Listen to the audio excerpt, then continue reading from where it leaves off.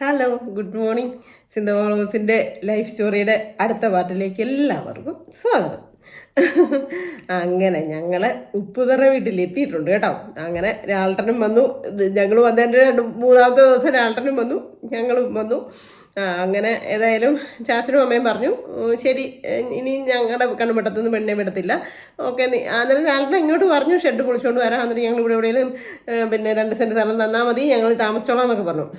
അപ്പം ശരി അങ്ങനെ നോക്കാം എന്നൊക്കെ പറഞ്ഞ് രാൾട്ടൻ അന്ന് തന്നെ പോയി. അന്ന് മുതൽ എൻ്റെ വീട്ടുകാരിങ്ങനെ സ്ഥലം അന്വേഷിക്കാനായിട്ട് തുടങ്ങി. അപ്പോൾ ആ ഇടയ്ക്ക് നമ്മുടെ ആറ്റുകാലിൽ ഇങ്ങനെ ഒരു കുഞ്ഞി സ്ഥലം കൊടുക്കാനുണ്ടെന്നൊക്കെ അറിഞ്ഞു. അങ്ങനെ അമ്മയും ആങ്ങളമാരും കൂടെ പോയി ആ സ്ഥലത്തിൻ്റെ വിലയൊക്കെ ചോദിച്ചു. അന്ന് 7,000 രൂപയാണ്, അല്ല 9,000 രൂപ കൊണ്ടാണ് ആ സ്ഥലത്ത്. 10,000 കൊണ്ട് പറഞ്ഞു. പിന്നെ ലാസ്റ്റ് അമ്മയൊക്കെ പറഞ്ഞു പിന്നെ 9,000 ചെന്ന് നിന്നു. ഒരു 10-15 സെൻറ്റ് സ്ഥലം കാണും, പിന്നെ പട്ടയമില്ല. അപ്പോൾ ഇങ്ങനെ അളന്നൊന്നും നോക്കിയിട്ടില്ല, പക്ഷേ എന്നാലും അതൊരു നമ്മുടെ ഇത് 10 സെൻറ്റ് ആണെങ്കിൽ അതൊരു 15 സെൻറ്റ് ഉണ്ട്. ഇതിലും കൂടുതൽ സ്ഥലം ഉണ്ടായിരുന്നത്, പട്ടയമില്ല. എന്നിട്ട് അങ്ങനെ അന്നേരം നമ്മുടെ ഈ മേടിക്കണേ പൈസ വേണ്ടേ, പൈസ ഇല്ലല്ലോ. അപ്പോൾ എൻ്റെ കഴുത്തിൽ ഒരു മാല കിടപ്പില്ല, ഒരു പവൻ്റെ മാലയുണ്ട്. ആ മാല കൊണ്ടുപോയി വിറ്റിട്ട്, അല്ല മാല വിറ്റില്ല, മാല കൊണ്ടുപോയി എന്നാ പറയുന്നത് എത്ര രൂപയ്ക്കുള്ളതുണ്ടെന്ന് നോക്കി. അപ്പോഴത്തേക്കും ഉണ്ടായിരുന്ന 7,000 രൂപയ്ക്കുള്ള മാലയുണ്ട്. പിന്നെ പറഞ്ഞ് 8,000 9,000 നിന്ന് 8,000 കൊടുത്തു. അങ്ങനെ 8,000 രൂപയ്ക്ക് അത് മേടിച്ചു. എൻ്റെ മാലയും പിന്നെ 1,000 രൂപയും കൂടെ കൊടുത്ത് അങ്ങനെ ആ സ്ഥലം മേടിച്ചു. ആദ്യം ലാൽട്ടൻ വന്ന് 3 ദിവസം കഴിഞ്ഞപ്പോൾ വന്നിട്ട് ചാച്ചനോടും അമ്മയോടും എല്ലാം കെഞ്ചി ചോദിച്ചു കഴിഞ്ഞു. അപ്പം ലാൽട്ടൻ പിന്നെ ഇത് വീണ്ടും അവരെല്ലാവരും നന്നാക്കാൻ നോക്കിയിട്ട് നന്നായില്ലല്ലോ എന്ന് വിചാരിച്ചുകൊണ്ട് ഇപ്പോൾ ഒരു കുഞ്ഞേ ഉള്ളൂ എന്നൊക്കെ പറഞ്ഞ് ചാച്ചനും അമ്മയും പറഞ്ഞു, ഇനി വേണ്ട, പോകണ്ട, ഇവിടെ തന്നെ നിന്നാൽ മതി. അപ്പം എൻ്റെ ഉള്ളിനുള്ളിൽ മൊത്തം എൻ്റെ അനിയത്തി കുഞ്ഞുങ്ങൾ വളർന്നു വരുന്നു, എൻ്റെ കൂടപ്പുറപ്പുകളൊക്കെ കല്യാണം കഴിക്കേണ്ടവരാണ്, അങ്ങനെയൊക്കെ ഉള്ള ചിന്ത. പിന്നെ ഞാനിങ്ങനെ വന്ന് നിൽക്കുന്നു ഒരു കുഞ്ഞിനായിട്ട്, അതിനുള്ള എല്ലാവർക്കും അതൊരു ഭാവിയിൽ വിഷമമല്ലേ ആകത്തുള്ളൂ എന്നൊക്കെ എൻ്റെ മനസ്സിൽ. 4 ദിവസം കഴിയുമ്പോൾ ഞാൻ ആൾട്ടം വിളിച്ചാൽ ഞാൻ പോയേനെ. ഞാൻ അത്രയും ബന്ധങ്ങൾക്ക് വില കൽപ്പിക്കും. അതുകൊണ്ട് ആരൊക്കെ എന്നെ എന്തൊക്കെ ദ്രോഹിച്ചാലും ഞാനത് കണ്ടില്ല എന്ന്, ഇപ്പോഴും അതിനെ ഞാൻ ചെയ്തുകൊണ്ടിരിക്കുന്നത്. കണ്ടില്ല കേട്ടില്ല എന്ന് വെച്ച് ഞാൻ നടക്കും. എന്തെങ്കിലും ആരെങ്കിലുമൊക്കെ നമ്മളെ വിഷമിപ്പിക്കാൻ നോക്കിയാലും അങ്ങനെയാണ് ഞാൻ. എന്നിട്ട് പിന്നെ അങ്ങനെ അങ്ങ് പോയി കഴിഞ്ഞ് പിന്നെ ഈ സ്ഥലമൊക്കെ മേടിച്ചപ്പോഴൊന്നും ആൾട്ടറില്ല. കൂടപ്പുറപ്പുകളും അമ്മയും കൂടെ പോയി സ്ഥലമൊക്കെ മേടിച്ചു. സ്ഥലം കാണാനൊന്നും ഞാനും അന്നേരം ഒന്നും പോയിട്ടില്ല, മേടിച്ചൊക്കെ കഴിഞ്ഞ. എന്നിട്ട് വേറെ ഒന്നും ഇല്ലാഞ്ഞുകൊണ്ട് ഈ കഴുത്തെ കിടന്ന മാല ഇങ്ങനെ 8,000 രൂപയ്ക്ക് ആ സ്ഥലം മേടിച്ചു. 8,000 രൂപയ്ക്ക് ആ സ്ഥലം മേടിച്ചിട്ട് പിന്നെ എഴുതിക്കുകയൊക്കെ ഇങ്ങനെ വെള്ളപ്പേപ്പർ എഴുതി പെറുക്കിയൊക്കെ തന്നു. അന്ന് കൊണ്ടപ്പള്ളിയിലെ അച്ചായൻ, ആ പുള്ളി മരിച്ചു പോയി ഇപ്പം, ആ പുള്ളിയാണ് എഴുതിയതൊക്കെ. അത് കഴിഞ്ഞ് പിന്നെ ഈ പറഞ്ഞ പോലെ ഒരു 3-4 ദിവസം കഴിഞ്ഞപ്പം വീണ്ടും രാൾട്ടൻ വന്നപ്പോഴത്തേനും അമ്മയൊക്കെ കൂടെ കൂട്ടി, അമ്മയും ചാച്ചനോടെ കൂടെ കൂട്ടി താഴെ സ്ഥലം പറമ്പൊക്കെ കൊണ്ട് കാണിച്ചു തന്നു. അന്നേരമാണ് ഞാനും കാണുന്നത്, ഞാനും രാൾട്ടനോടെയാണ് കാണുന്നത്. അപ്പോൾ എന്നാ കുറച്ച് കപ്പയൊക്കെ ഉണ്ട്, പിന്നെ ഇങ്ങനെ ഒരു സ്ഥലം.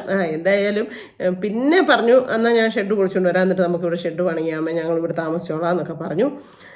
അങ്ങനെ രാൾട്ടൻ എന്നെ ചെയ്തു. 2-3 ദിവസം കഴിഞ്ഞപ്പോഴത്തേനും ആ ഷെഡൊക്കെ കൂട്ടുകാരും രാൾട്ടനും എല്ലാം കൂടെ പൊളിച്ച് ആ സാധനങ്ങളൊക്കെ ആയിട്ട് ഉപ്പറ ആൻതാനം ബെന്നിച്ചേണ്ട അവിടെ കൊണ്ട് ഇറക്കിയിട്ട് കയറി വന്നു. വിളിക്കാനൊന്നും ഫോണില്ല, കയറി വന്നിട്ട് പറഞ്ഞമ്മ ഞാൻ ഇതിനോട് സാധനങ്ങളൊക്കെ കൊണ്ടുവന്നു, അപ്പോൾ എങ്ങനെയാണ് നമുക്ക് ചെയ്യാമെന്ന് പറഞ്ഞു. എന്നാൽ ശരി ചെയ്തേക്കാന്ന് പറഞ്ഞു. എന്നിട്ട് രാൾട്ടന് വീട്ടിൽ നിൽക്കണം. ആരും എന്നാ പറയുന്നത് ആ പഴയ സ്നേഹം ഒത്തിരി കുറഞ്ഞു പോയില്ലേ, കുഞ്ഞുങ്ങൾക്കാണെങ്കിലും അമ്മയ്ക്കാണെങ്കിലും ചാച്ചനാണെങ്കിലും ഒക്കെ. എൻ്റെ ഉള്ളിലുണ്ടെങ്കിലും എനിക്കും പേടിയായിപ്പോയില്ല. അത്രയും മണ്ണെണ്ണയെല്ലാം ഒഴിക്കുകയോ അങ്ങനെയൊക്കെ അതൊരു ഭയങ്കര ഭീകര അന്തരീക്ഷമായിരുന്നു അന്ന് സൃഷ്ടിച്ചത്. അപ്പം ആരും നിൽക്കാനൊന്നും പറഞ്ഞില്ല. എന്നിട്ട് സന്ധ്യയായിട്ട് ആൾ പോകുന്നില്ല. ലാസ്റ്റ് അമ്മേനോട് വന്ന് പറഞ്ഞു, മോനെ അവന് നിന്നെയും കുഞ്ഞിനെയും ഇല്ലാതെ അവൻ ജീവിക്കുകയില്ല. അമ്മേനോട് വന്ന് പറയാം, അവൻ നീയും കുഞ്ഞും ഇല്ലാതെ ജീവിക്കില്ല, അവന് നിന്നെയും കുഞ്ഞിനെയും ജീവനാ, അല്ലെങ്കിൽ അവൻ ഷെഡൊന്നും പിടിച്ചോണ്ട് ചെയ്യില്ല, അവൻ്റെ അച്ഛനോടും അമ്മയോടും പറഞ്ഞു എന്ന് പോലും നമുക്കറിയത്തില്ല എന്ന് പറഞ്ഞു. എന്നിട്ട് പിന്നെ അന്ന് പോയില്ല, അവിടെ നിന്നു. പിറ്റേ ദിവസം രാവിലെ തന്നെ അന്ന് വൈകിട്ട് തന്നെ സന്ധ്യയ്ക്ക് അമ്മയും ആങ്ങളമാരോടെ വിജയമാരുടെ അവിടെയൊക്കെ പോയി അമ്മാമാരോടൊക്കെ പറഞ്ഞു. അങ്ങനെ അമ്മാവന്മാരും പിന്നെ എന്നാ പറയുന്നത് എൻ്റെ വീട്ടുകാരും ആൾക്കാരും എല്ലാ അയൽവക്കക്കാരും എല്ലാം കൂടി 3 ദിവസം കൊണ്ട് നല്ല അടിപൊളി ഒരു ഷെഡ് പണിതു. അത് പനയോലയ്ക്കാണ് പണിത്. അമ്മ പണിയുന്ന വീട്ടിൽ നിന്ന് പനയോലയൊക്കെ തന്നു. പനയോല വെച്ച് തന്നെ മണ്ടയും മേഞ്ഞ് പനയോല വെച്ച് തന്നെ ഭിത്തിക്ക് ഉണ്ടാക്കി. പിന്നെ ടിൻ ഷീറ്റ് എന്ന് പറഞ്ഞ ഒരു തകരത്തിൻ്റെ സാധനം കിട്ടുമായിരുന്നു, അത് വെച്ച് 2 കതകും 2 മുറിയായിട്ട് അല്ല സോറി 2 മുറിയായിട്ടല്ല, അതെ അതെ അതെ, ഒരു വലിയൊരു മുറി കട്ടിലൊക്കെ ഇടാനും പിന്നെ ഒരു കുഞ്ഞിത് അടുക്കള മാതിരി, ഒരു കുഞ്ഞിത് അടുക്കള മാതിരിയും കൂടെ, അങ്ങനെ 2ആയിട്ട് തിരിച്ച്. എന്നിട്ട് പിന്നെ അടുപ്പും പാതകം കല്ലൊക്കെ വെച്ച് ഞാൻ ഇപ്പോഴും ഓർക്കും എൻ്റെ ദൈവമേ വിജയമാനുമൊക്കെ കൂടെ ഇങ്ങനെ പാതകം മുടക്കൊക്കെ കെട്ടിപ്പൊക്കി, എന്നിട്ട് തീ പിടിക്കാതിരിക്കാൻ അവിടെ ഇങ്ങനെ ഒരു ടിൻഷീറ്റിൻ്റെ കതകിൻ്റെ മേടിച്ച് എൻ്റെ കഷ്ണമൊക്കെ വെച്ച് അങ്ങനെ അങ്ങനെ വീടൊക്കെ ഉണ്ടാക്കി തന്നു.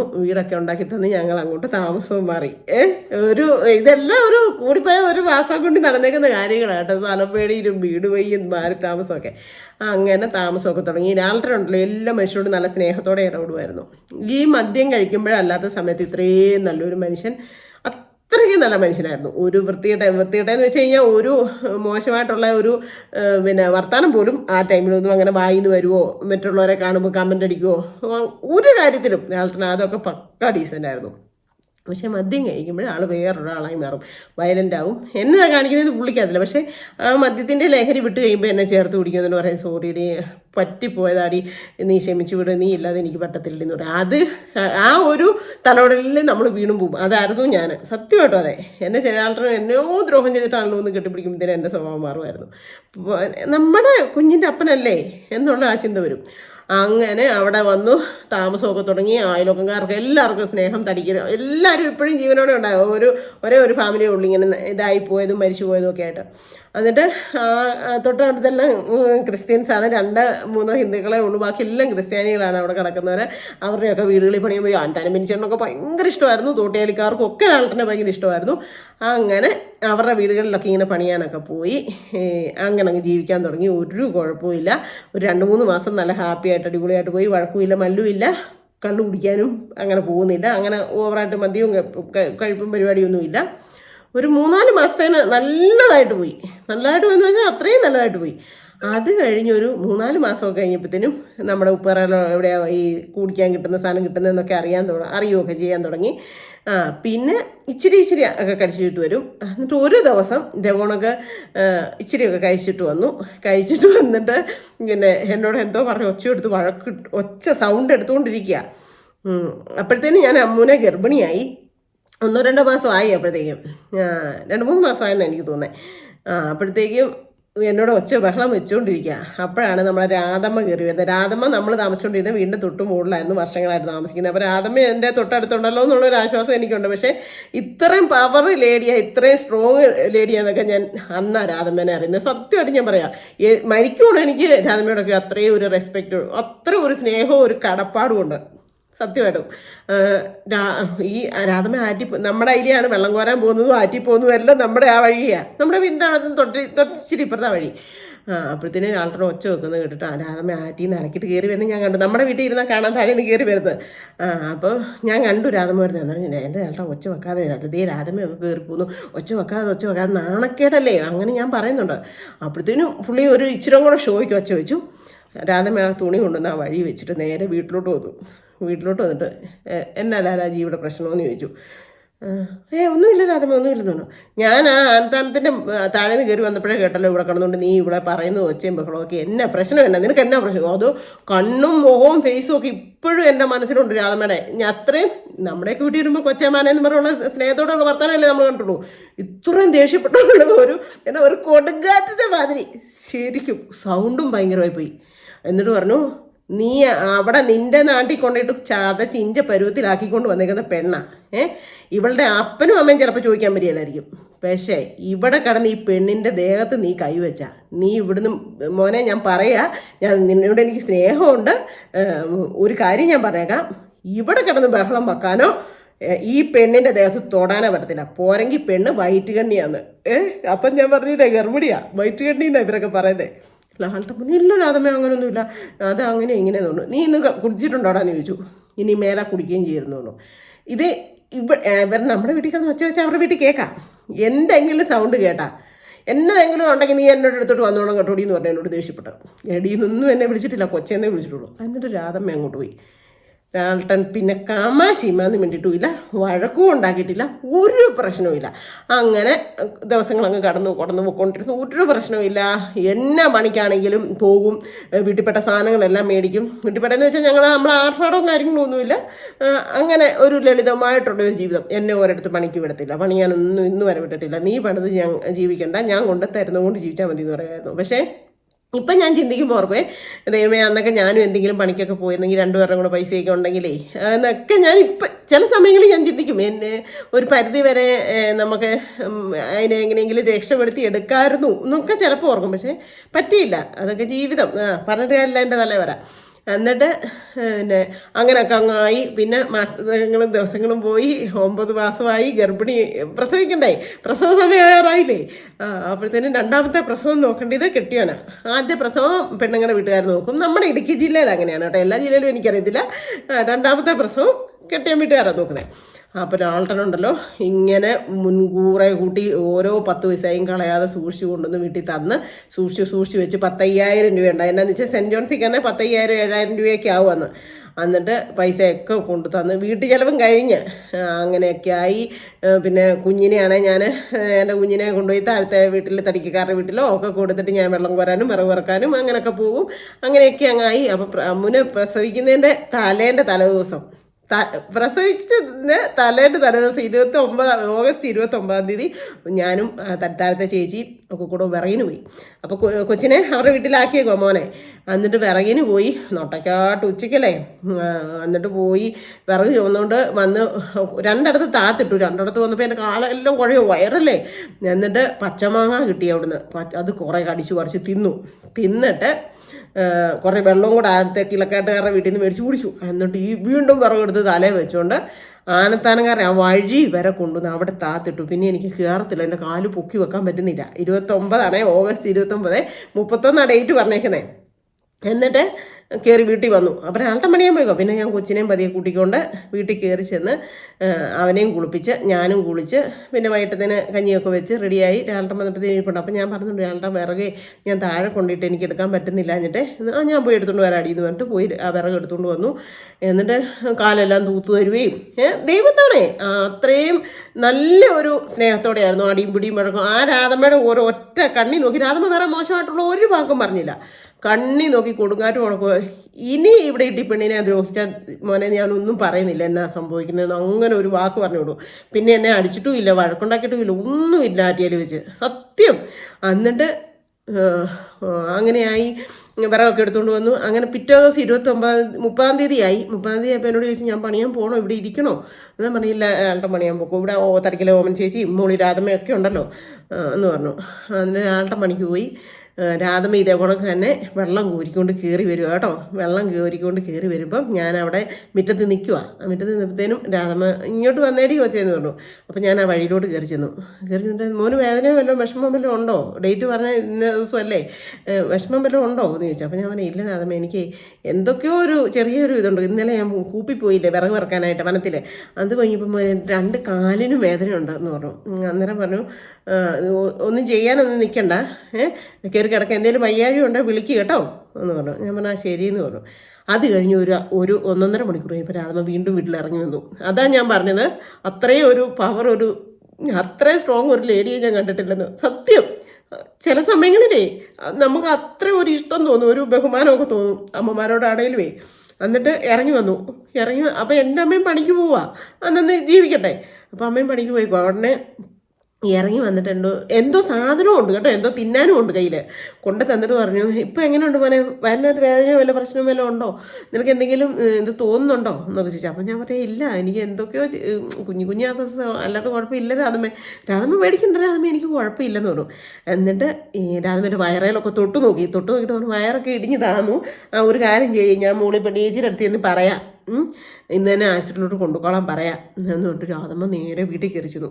വീട്ടിൽ കയറി ചെന്നപ്പോഴത്തേനും അമ്മ പണിയും കഴിഞ്ഞ് വന്നിട്ടുണ്ട്. എന്നിട്ട് പറഞ്ഞു, കൊച്ചിനെ രാത്രി വെച്ചുകൊണ്ടിരിക്കേണ്ട, ഒന്നാമത്തെ കാര്യം രാത്രി വണ്ടി കിണ്ടി ഒക്കെ കിട്ടുമോ നിർത്തില്ലോ, അതുകൊണ്ട് ഇപ്പം തന്നെ ചെന്നിട്ട് പെണ്ണേച്ചി ആശുപത്രി കൊണ്ടുപോകട്ടെ, അവളുടെ വയറൊക്കെ ഇടിഞ്ഞ് താന്ന് പറഞ്ഞു. ഉടനെ അമ്മ ബാഗ് സാധനം എല്ലാം അതിന് മുമ്പേ അമ്മ സെറ്റാക്കി റെഡിയാക്കി വെച്ചേക്കുക. ചേച്ചിമാരെ 2 എൻ്റെ ആദ്യം ഒക്കെ പ്രസവം എടുത്തതല്ലേ. എന്നിട്ട് അമ്മ പെട്ടെന്ന് ബാഗും തുണിയും അമ്മയ്ക്കുള്ള ഡ്രസ്സും ഒക്കെ ആയിട്ട് ഓടി ഇറങ്ങി വീട്ടിൽ വന്നു. എന്നിട്ട് പറഞ്ഞു അന്നേരത്തേനും ലാൽട്ടനും വന്നു ഓട്ടോ വിളിച്ചു. ഓട്ടോയ്ക്കാണ് കേട്ടോ. ഓട്ടോയ്ക്ക് കട്ടപ്പന മെഷീനിൽ കൊണ്ടുവന്നു. അപ്പം ഞങ്ങൾ മെഷീനിൽ ചെന്നപ്പോഴത്തേനും ഒരു 7:30 എന്നിട്ട് അവിടെ അങ്ങനെ അഡ്മിറ്റാക്കി. കുഴപ്പമൊന്നുമില്ല. പ്രസവത്തിൻ്റെ സമയമായിട്ടില്ല, പക്ഷേ കുഴപ്പമില്ല, നാളെയാണല്ലോ ഡേറ്റ്. അഡ്മിറ്റാക്കി. അങ്ങനെ ലാൽട്ടൻ ചുമ്മാ പള്ളിക്കാലം വരെ ഒന്ന് പോയി. കഞ്ചേറ്റ് എയർപോർട്ട് വരാമെന്നും പറഞ്ഞുകൊണ്ട്. അന്നേരം ഈ ലാൽട്ടൻ സൂക്ഷിച്ച് വെച്ചിട്ടില്ലായിരുന്നു, പൈസയൊക്കെ വെച്ചിട്ടുണ്ട്. ആ പൈസയും പേഴ്സും കൂടെ എന്നോട് പറഞ്ഞു അമ്മേനെ ഏൽപ്പിച്ചേരെ, അമ്മ കാര്യങ്ങളെല്ലാം ചെയ്തോളൂ, നീ അകത്തോട്ടൊക്കെ കയറി പോകുന്നതല്ലേ എന്നൊക്കെ പറഞ്ഞു.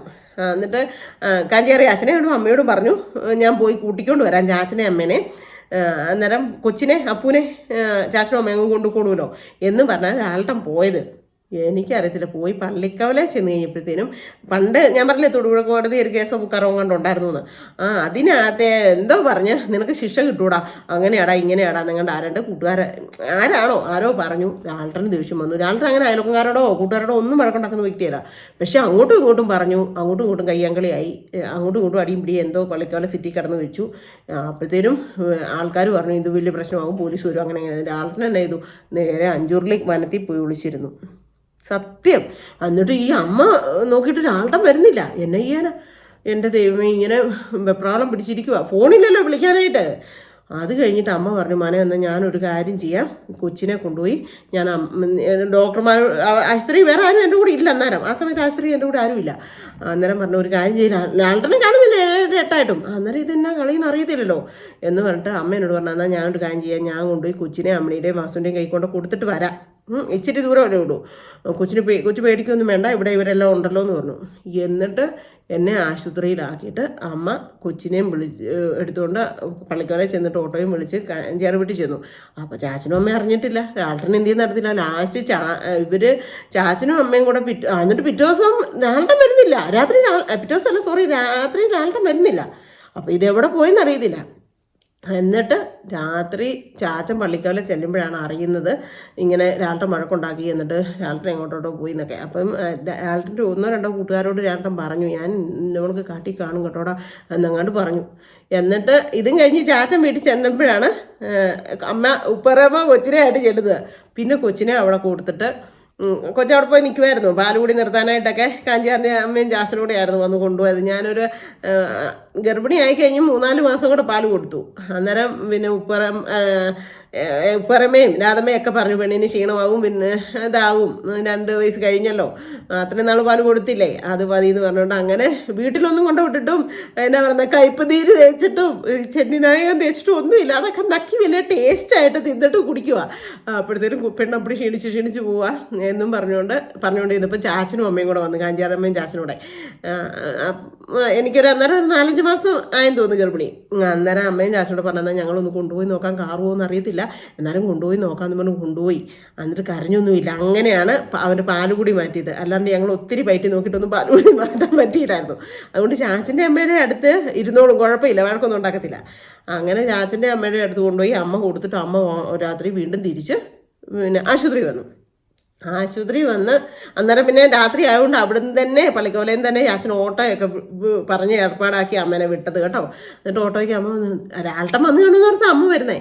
എന്നിട്ട് ലാൽട്ടൻ വന്നിട്ടില്ല. അന്നേരം അമ്മ പറഞ്ഞു മോൻ വിഷമിക്കൊന്നും വേണ്ട, അവനെ പള്ളിക്കോലയിലും കണ്ട് ആരണ്ടുമായിട്ട് വഴക്കുണ്ടാക്കി, അവൻ എവിടോട്ട് പോയെന്ന് അറിയത്തില്ല, അവിടെ എവിടെയെങ്കിലും ഏതെങ്കിലും കൂട്ടുകാരന്മാരെ വീട്ടിൽ കാണുമായിരിക്കും, നാളെ രാവിലെ വരും കേട്ടോ, കൊച്ചു വിഷമിക്കാനൊന്നും നിൽക്കണ്ട, പ്രശ്നമൊന്നുമില്ല, അങ്ങോട്ടും ഇങ്ങോട്ടും ഒന്നുന്നൊക്കെ ഉണ്ടായതാണെന്നാണ് പറഞ്ഞത്, ആ കേസിൻ്റെ എന്തോ കാര്യം പറഞ്ഞെന്ന്. അപ്പോൾ ചാച്ചൻ സിറ്റി ചെന്നപ്പോൾ ചെന്ന് പറഞ്ഞ എനിക്കത് കേട്ടപ്പോൾ ഭയങ്കര സങ്കടമായി. കാരണം നമ്മൾ എത്രയാണെങ്കിലും നമ്മുടെ കെട്ടിയന്മാരടുത്ത് കാണണമെന്നാണ് ഏതൊരു ഗർഭിണികളുടെ ആഗ്രഹം. ഇന്നൊക്കെ എന്നാ മുടിഞ്ഞ സൗകര്യം അല്ലേ, കെട്ടിയന്മാരുടെ കൂടെ കയറി വരെ കൂടെ പ്രസവത്തിന് നിൽക്കാം, സാഹചര്യവും ക്യാഷും ഒക്കെ ഉണ്ടെങ്കിൽ അല്ലേ. അതുപോലെ തന്നെ എന്നാ പറയുന്നത് പൊന്നു കണക്ക് സംരക്ഷിക്കും ഇപ്പോഴത്തെ ആമ്പിള്ളേർ പെൺപിള്ളേരെ ഗർഭിണി. പക്ഷേ ലാൽട്ടനും അതെ, ഇങ്ങനെ ചില സമയങ്ങളിൽ ഇങ്ങനെ മദ്യം കഴിക്കുമ്പോൾ ഇങ്ങനെ ആയിപ്പോവും. അത് കഴിഞ്ഞ് പിന്നെ പിറ്റേ ദിവസമായിട്ട് ലാൽട്ടൻ വരുന്നില്ല. പിറ്റേ ദിവസം അപ്പോൾ എനിക്ക് വെളുപ്പിന് ഒരു 3 മണിയായപ്പോൾ തുടങ്ങി വേദന തുടങ്ങി. അപ്പോൾ അവരെന്നെ റൂമിലോട്ട് കൊണ്ടുപോയി. പിന്നെ 5 മണിയായപ്പോൾ എന്നിട്ട് എന്നോട് പറഞ്ഞു, 5 മണിയായപ്പോൾ ഇറക്കി പുറത്ത് വിട്ടിട്ട് പറഞ്ഞു കുറച്ചുകൂടെ നടന്നോളാൻ പറഞ്ഞു. എന്നിട്ട് ഞാൻ പുറത്തോട്ടൊക്കെ നടക്കുക. അവിടെ മാതാവിൻ്റെ ഇതൊക്കെ വെച്ചിട്ടുണ്ട്, സെൻറ്റ് മേരീസിൻ്റെ അവിടെ അതിലൊക്കെ നടന്നു. അമ്മയും എൻ്റെ പുറകെ നടക്കുക. ആ ഒരു 6:30 7 ആയപ്പോഴത്തേനും ചാച്ചനും അമ്മയും കൂടെ വന്നു. പിന്നെ എൻ്റെ കൂടപ്പുറപ്പുകളൊക്കെ വന്നു. പിന്നെ രാത്രി ചിലപ്പം ബ്ലഡ് വേണമെന്ന് പറഞ്ഞു. അതിന് വേണ്ടി എൻ്റെ മൂത്ത ആങ്ങളെയും ആനത്താനം ബെനിച്ചേട്ടനും കൂടെ വന്നിരുന്നു. അത് ബ്ലഡ് വേണമെന്ന് പറഞ്ഞപ്പോഴത്തേനും എങ്ങനെയോ ചിലപ്പോൾ വേണ്ടി വരും എന്ന് പറഞ്ഞപ്പോഴത്തേനും അമ്മ പറയുമോ എങ്ങനെയോ രാധമ്മയോട് ആരോടോ എവിടെയോ ഏതോ വീടുകളിലൊക്കെ ഫോണുണ്ട്, അങ്ങനെ കണ്ട് വിളിച്ച് പറഞ്ഞു. ഏതായാലും എൻ്റെ മൂത്ത ആങ്ങളെയും പിന്നെ ആനത്താനം ബെനിച്ചേട്ടനും കൂടെ വന്ന് ബ്ലഡ് തരാൻ വേണ്ടിയിട്ട് ആ രാത്രി മൊത്തം ഇരുന്നു. പക്ഷേ ആ രാത്രി ഞാൻ പറ്റുമില്ല, ഓപ്പറേഷനും വേണ്ടി വന്നില്ല, ബ്ലഡും വേണ്ടി വന്നില്ല. പിറ്റേ ദിവസം ഒരു 9 ആയപ്പോഴാണ് അവർ പോന്നേ. അപ്പോഴത്തേനും ഞാൻ പ്രസവിച്ചു. ഒരു 8:20 കണ്ടായപ്പോൾ 8:15 തോന്നുന്നു പ്രസവിച്ചു. അത് കഴിഞ്ഞാൽ ആനട്ടം വരുന്നത്. ഒന്ന് ഓർത്ത് നോക്കി, അത്രയും ലാൽട്ടൻ എന്നെ സംരക്ഷിച്ച് പൊന്നുകണക്ക് നോക്കി, പൈസയും എല്ലാം ഉണ്ടാക്കി വെച്ചു. പക്ഷെ ഒരു നിമിഷം നേരത്തെ ഒരു ശകലം ഇത് പറ്റി അങ്ങനെ വഴക്കുണ്ടാക്കി അങ്ങനെ പോയി. അത് കഴിഞ്ഞ് പിന്നെ 3 ദിവസം അവിടെ കിടന്നു. അപ്പോൾ ആ രണ്ടാമത്തെ പ്രാവശ്യം പ്രസവിച്ചപ്പോഴത്തേനും എനിക്ക് നിപ്പിൾ ക്രാക്കൊന്നും ഉണ്ടായില്ല, ഒരു കുഴപ്പമുണ്ടായില്ല. 3 ദിവസം അവിടെ അഡ്മിറ്റായിരുന്നു. 3-ാമത്തെ ദിവസം ആശുപത്രിയിൽ നിന്ന് വിട്ടു. 5 ദിവസം 7 ദിവസം ഒന്നും കിടക്കേണ്ടി വന്നില്ല. വന്ന് കണ്ടപ്പോൾ ആൾട്ടനും കാഞ്ചാറമ്മയ്ക്കും എല്ലാം ജീവനായി. കാരണം ശരിക്കും എന്താ പറയുന്നത്, പെങ്കൊച്ചിനെ അവർക്ക് എല്ലാവർക്കും ജീവനാണ്. പിന്നെ അവരുടെ ആ ഒരു ഇതിലായിരുന്നു അമ്മു ഇരുന്നത്. ഭയങ്കര ഇഷ്ടമായിരുന്നു. ആൾട്ടനാണെങ്കിൽ ഭയങ്കര ജീവനായിരുന്നു. അങ്ങനെ 3-ൻ്റെ അന്ന് ഞങ്ങൾ ഡിസ്ചാർജായി. എന്നെയും കൂട്ടിക്കൊണ്ട് വീട്ടിലോട്ട് പോന്നു. അങ്ങനെ രണ്ടാമത്തെ കുഞ്ഞുമൊക്കെ ഉണ്ടായി. ആറ്റിയാൽ വീട്ടിലോട്ട് വരികയാണ് കേട്ടോ. എന്നാ പറയുന്നത്, പ്രസവം നിർത്തിയിട്ടൊന്നുമില്ല. എന്നിട്ട് വീട്ടിൽ വന്നു. വീട്ടിൽ വന്നിട്ട് അമ്മ എന്നാ പറയുന്നത്, പെട്ടെന്ന് തന്നെ ചോറൊക്കെ വെച്ച് പെട്ടെന്ന് തന്നെ കടയിൽ നിന്നൊന്നും മേടിച്ച് വേണ്ട, ഈ 2 ദിവസം കടയിലത്തെ കഴിച്ചേ, പെട്ടെന്ന് തന്നെ ഉണ്ടാക്കാമെന്നൊക്കെ പറഞ്ഞ് ചോറും ഒക്കെ ഞങ്ങൾ അവിടുന്ന് കട്ടപ്പനയിൽ നിന്ന് പോരുമ്പം പിന്നെ അവിടുന്ന് കഴിച്ചിട്ടാണ് പോരുന്നത്. എന്നിട്ട് പിന്നെ അമ്മ പെട്ടെന്ന് ഈ ഡിസ്ചാർജൊക്കെ എഴുതി കിട്ടുമ്പോഴത്തേനും ഉച്ച കഴിയും. അതുകൊണ്ട് അവിടുന്ന് ഫുഡൊക്കെ കഴിച്ചിട്ട് വന്നു. എന്നിട്ട് വീട്ടിൽ വന്നുകൊണ്ട് അമ്മ പെട്ടെന്ന് കഞ്ഞിക്കലമൊക്കെ കഴുകി കഞ്ഞിയൊക്കെ ഇട്ട് പിന്നെ പെട്ടെന്ന് എല്ലാം ഒന്ന് തൂത്തുവാരി പെറുക്കി റെഡിയാക്കി എല്ലാം ഒന്ന് ഓക്കെ ആക്കി തന്ന് എല്ലാം സെറ്റാക്കി. അങ്ങനെ കുറച്ച് ദിവസം അമ്മ എൻ്റെ അടുത്ത് അവിടെ നിന്നു. അമ്മയ്ക്ക് ഈ പറഞ്ഞ കണക്ക് വേറെ 2 കുഞ്ഞുങ്ങൾ വീട്ടിൽ, പിന്നെ സന്തോഷം ചാച്ചന് അന്ന് മോനായി, പെണ്ണ് കെട്ടിയിട്ടില്ല. അങ്ങനെ എന്നിട്ട് പിന്നെ എന്നെ കാണിച്ചൊക്കെ തന്നു കൊച്ചിനെ കുളിപ്പിക്കേണ്ട വിധമൊക്കെ. അപ്പം ഞാൻ ഈ ഹോം നേഴ്സിംഗ് പഠിച്ചേക്കുന്നതുകൊണ്ട് എനിക്കത് അറിയുകയും ചെയ്യാലോ. പിന്നെ ഞാനാണ് അമ്മൂനെ കുളിപ്പിച്ചതും ഇറക്കിയതും എല്ലാം. കാരണം അമ്മനെ ഞാൻ ഒരിക്കലും കൂടെ പറയല. കാരണം അമ്മയ്ക്ക് ഇത്രയും പേരുടെ ആഹാരം ഉണ്ടാക്കണമെങ്കിൽ അമ്മ പണിയാൻ പോയേ പറ്റത്തുള്ളൂ. അങ്ങനെ എന്നിട്ട് എന്നെ ചെയ്യുന്നറിയോ, അമ്മ പിള്ളേരോട് പറയും സ്കൂൾ വിട്ടാൽ അന്നേരം അമ്പിളിയോടും ആശയോടും പറയും ഓടിപ്പോയി സിന്ധുകുഞ്ഞേച്ചിയുടെ അടുത്ത് പോയിട്ട് തുണി കൊണ്ടുപോയി ആറ്റിക്കൊണ്ടുപോയി കഴുകി കൊണ്ട് കൊടുക്കണം. സിന്ധുകുഞ്ഞേച്ചിക്ക് തുണി കഴുകാൻ പറ്റത്തില്ല. എന്നിട്ട് ലാൽട്ടൻ ഒരു 5-8 ദിവസം പണിയാൻ പോകാണ്ട് വീട്ടിയിരുന്നു. അമ്മ ഒരു 3-4 ദിവസം നിന്നു എന്നാ തോന്നുന്നത്. അത് കഴിഞ്ഞ് പിന്നെ ലാൽട്ടനും 5-8 ദിവസം പണിയാൻ പോകാതിരുന്നു. അന്നത്തിനും നമ്മുടെ വീട്ടിൽ കഞ്ഞി വയ്ക്കിച്ച് നടക്കുമോ, നമുക്ക് വേറെ നിർവാഹമില്ലല്ലോ. അത് കഴിഞ്ഞപ്പോഴത്തേനും മോനെ നീ പണിക്ക് പോക്കോ, കുഴപ്പമില്ല എന്ന് പറഞ്ഞു. എനിക്ക് പറയാതിരിക്കാൻ പറ്റില്ല, ദൈവം തന്ന 2 കുഞ്ഞുങ്ങളെ കൊണ്ട് ഒരു ശല്യവും കാർച്ചയും വഴക്കും ഒന്നുമില്ലായിരുന്നു. ഞാൻ കുളിക്കാൻ പോകുന്ന സമയത്താണ് മോളേനെ വിളിക്കത്തുള്ളൂ. മോളെ നോക്കിയാളെന്ന് പറഞ്ഞാൽ മോളെ നോക്കി അവിടെ അടുത്തനങ്ങാതെ ഇരുന്നോളും. ഒരു ശല്യവും വഴക്കമൊന്നുമില്ല. നമ്മൾ പേടിക്കണ്ടായിരുന്നു. പിന്നെ താഴെ 2-3 പിള്ളേരുള്ള ഒരു വീടുണ്ടായിരുന്നു, മുകളിലും 2 ചെറുക്കൻ പിള്ളേരുള്ള വീടുണ്ടായിരുന്നു. അവരുടെ ഞാൻ ഏൽപ്പിക്കും, നോക്കിക്കോണേടാ സിന്ധു ചേച്ചി ഒന്ന് പെട്ടെന്ന് കുളിച്ചിട്ട് വരട്ടെ എന്ന് പറഞ്ഞാൽ അജേഷും അനീഷ്, പിന്നെ താഴെ കുട്ടനും മുത്തും പ്രിയയും. ആ പ്രിയ ഈടെ എന്നെ കണ്ടപ്പോൾ അതെല്ലാം പറയുമായിരുന്നു അവള്. എന്ത് ദൈവമേ. എന്നിട്ട് പിന്നെ അങ്ങനെ കുറച്ച് ദിവസങ്ങളൊക്കെ പോയി. അപ്പോൾ എൻ്റെ കുഞ്ഞുങ്ങൾ അനിയത്തിമാർ വൈകുന്നേരം ആകുമ്പോഴത്തേനും അമ്മ പറയും ഓടിപ്പോയി കുഞ്ഞിൻ്റെയും കൊച്ചിൻ്റെയും ഒക്കെ തുണി കഴുകി കൊടുത്തിട്ട് പറഞ്ഞു. എന്നിട്ട് ഇവളുമാർ 2 കൂടെ ഓടി സ്കൂൾ വിട്ടിട്ട് ഇറങ്ങി വരും കേട്ടോ. കുറേ ദൂരം ഉണ്ടെന്നേ, അങ്ങോട്ടും ഇങ്ങോട്ടും മല കയറി പോകണമെങ്കിൽ വന്നു ആറ്റിക്കൊണ്ടുപോയി അലക്കിക്കൊണ്ട് തരും. എന്നിട്ട് ലാൽട്ടനെ ചേട്ടായി എന്നാണ് വിളിക്കുന്നത്. ഞായറാഴ്ച ദിവസം വരും. വന്നിട്ട് ചേട്ടായി ഞങ്ങൾ അലക്കിക്കൊണ്ടൊക്കെ തരാം, ഞങ്ങളെല്ലാം പണിയും ചെയ്ത് തരാം, പക്ഷെ ഒരു കാര്യമുണ്ട്, ഞങ്ങൾക്ക് ചിലവ് ചെയ്തേക്കണം. ചിലവ് ചെയ്യാം മക്കളെ എന്ന് പറയാം. എന്നിട്ട് ചേട്ടായുടെ അമ്പറും ഒന്നും കഴിയേണ്ട കാര്യം ഞങ്ങൾക്കില്ല. സിന്ധു കുഞ്ഞേച്ചിയുടെ ഇമ്പറും കഴിയണം, ചേട്ടായുടെ അമ്പറും കഴിയണം. ഈ വരിക്കുള്ള ചേട്ടാൾട്ടൻ അത് പറയുമായിരുന്നു ഇടയ്ക്കിടയ്ക്ക്. എൻ്റെ അമ്പറും നിൻ്റെ ഇമ്പറും കഴിയുക പിള്ളേരടിയത് പിള്ളേരെ കാണുമ്പോഴത്തേക്കേ ഷണ്ടി കഴിയുന്നതിന് പറയുന്നതാണ്. എന്നിട്ട് എല്ലാം കഴുകി പിറക്കി. അങ്ങനെ എൻ്റെ കൂടപ്പിറപ്പുകൾ കട്ടയ്ക്ക് നിന്ന് അങ്ങനെ രണ്ടാമത്തെ ഇതും എല്ലാം ഓക്കെ ആയി. പ്രസവമൊക്കെ കഴിഞ്ഞ് 28 കെട്ടായി. എൻ്റെ ആൾട്ടനെ ഞാൻ ചില കാര്യങ്ങളിൽ പഠിച്ചിട്ടുണ്ടായിരുന്നു. എൻ്റെ ആൾട്ടന് വാശിയായിരുന്നു, സ്വർണ്ണം അരഞ്ഞാണം തന്നെ കെട്ടണം. മോന് സ്വർണ്ണം അരഞ്ഞാണം അല്ലേ കിട്ടിയത്, അതുകൊണ്ട് സ്വർണ്ണം അരഞ്ഞാണം കെട്ടണം. പിന്നെ അന്ന് തന്നെ കൊലുസിടണം, കാലയല്ല 28 കിട്ടുന്ന തന്നെ. അപ്പം ആൾട്ടന് അതെല്ലാം മേടിച്ചു. ശരിക്കും രാത്രിയിലും കൂടെ പോയി എന്നോട് ഒരു ദിവസം ചോദിച്ചു, ഞാൻ ഇച്ചിരി രാത്രിയായിട്ടേ വരത്തുള്ളൂ, 10-11 മണിയായിട്ട്, നിനക്ക് പേടിയുണ്ടോ എന്ന് ചോദിച്ചു. അല്ല പ്രിയനെങ്ങാനും വിളിച്ചിരുത്തിക്കോളാമോ എന്ന് ചോദിച്ചു. ഞാൻ ചോദിച്ചു എന്തിനാ കേട്ടാ, അവിടെയേ ഒരു വീട്ടിൽ എരുമയുണ്ട്, അതിൻ്റെ ചാണകം വരാനായിട്ടാണ്. എന്നിട്ട് രാത്രിയിലോട് ഭാര്യയെ പൈസ കൂടുതൽ കിട്ടും, എന്നിട്ട് ഭാര്യ വണ്ടിക്ക് കയറ്റി വിടാനെങ്ങാണ്ട്, എന്നിട്ട് കൊച്ചിന് ഇത് മേടിക്കാം. എന്നിട്ട് വൈകിട്ട് പണിതിട്ടൊക്കെ വന്നു, വീട്ടിൽ വന്നു, കുളിയും പരിപാടിയെല്ലാം കഴിഞ്ഞു. പിറ്റേ ദിവസം ഞായറാഴ്ചയാണ്.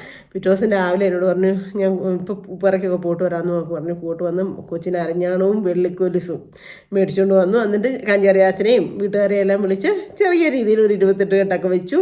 അങ്ങനെ സന്തോഷകരമായിട്ട് ഞങ്ങളുടെ ജീവിതം വലിയ വലിയ കുഴപ്പങ്ങളും പ്രശ്നങ്ങളും ഒക്കെ ഇല്ലാണ്ട് മുമ്പോട്ട് പോകുമായിരുന്നു. ബാക്കിയുള്ളത് പിന്നെ പറഞ്ഞാൽ പോരെ. അപ്പോൾ അടുത്ത ബാക്കി പിന്നെ പറയാം കേട്ടോ. അപ്പോൾ ഇന്നത്തെ ഒരു വീഡിയോ ഇഷ്ടമായെങ്കിൽ എല്ലാവരും ലൈക്ക് ചെയ്യുക, ഷെയർ ചെയ്യുക, സബ്സ്ക്രൈബ് ചെയ്യുക, കമൻറ്റ് ഇടുക, കൂട്ടത്തിലാവലോടെ ഇടിച്ചു കൊടുക്കുക. അപ്പോൾ പുതിയൊരു വീഡിയോ വരുന്നവരെ എല്ലാവർക്കും ചേട്ടാ.